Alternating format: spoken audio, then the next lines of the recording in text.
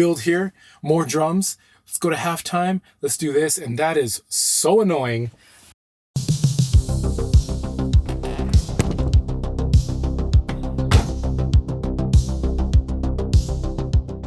Good morning. It is Sunday. It is really early and I'm on my way to a church gig in Long Beach. So let's go.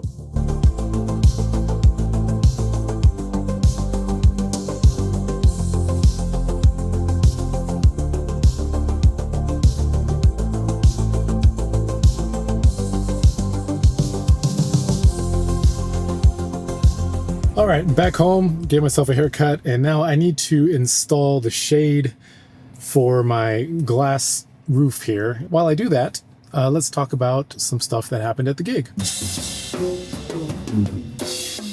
Okay, let's see if we can get this shade out without smacking the camera. There we go. Okay. Okay,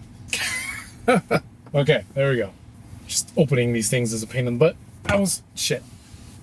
Anyway, all right, so in one of my previous videos, I was talking about in-ears and how I love using in-ears because you can control your own mix. And that is still true. I do love using in-ear monitors. But the weird thing that happens quite often is the mix, like you'll dial in your mix during rehearsal, and then when you go to play the set, it sounds totally different. For some reason, like nobody knows, I don't know if nobody, but most people I talk to don't know why that happens. I don't know why that happens either. It's super frustrating. And so today, I never really got my mix like where I really liked it. When we started the show, during like the middle of a song, the vocals got so loud, it drowned out everything else. So I lost the click.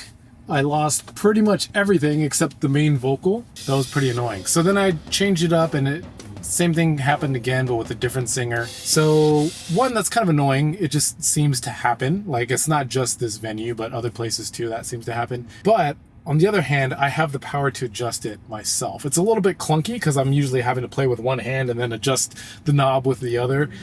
But it is nice that I have control over that. I just wish I knew why that stuff happens.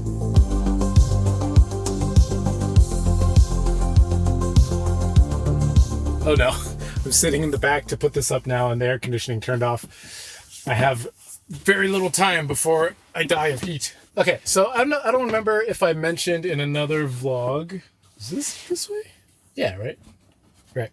I don't remember if I mentioned in another vlog, but with church gigs, a lot of times, especially these days, they have a music director who a lot of times will have a mic in front of him that only the band can hear, and they can give directions to the band. So like, you know, if someone gets lost, the music director can just say chorus and let them know where they're at. Sometimes some music directors are super micromanaging, where, you know, they'll be like, okay, build here. They'll be talking to me. Build here, more drums. Let's go to halftime. Let's do this. And that is so annoying because a lot of times what the music director is telling me is either something that I was already planning on doing, or something I was totally not planning on doing because I didn't feel like that's where the song needs to go. And so that changes my whole roadmap, because usually I think, okay, the next section, I'm going to have to build. After that, I'm going to have to be here after that. So I'm thinking a few steps ahead. And when someone changes my plan, that messes up the whole plan. Today was a different music director, someone I hadn't worked with before, and he was very like hands-off, which I enjoy. There was a couple times he wanted something specific. Cool, no problem. I appreciate someone that trusts the drummer to do drummer things. So yeah, very grateful for the music director today. All right, well, that about wraps it up for today. Thank you for watching all the way to the end. I have a couple gigs coming up this week, so more vlogs to come. Subscribe if you haven't already, and I will see you soon.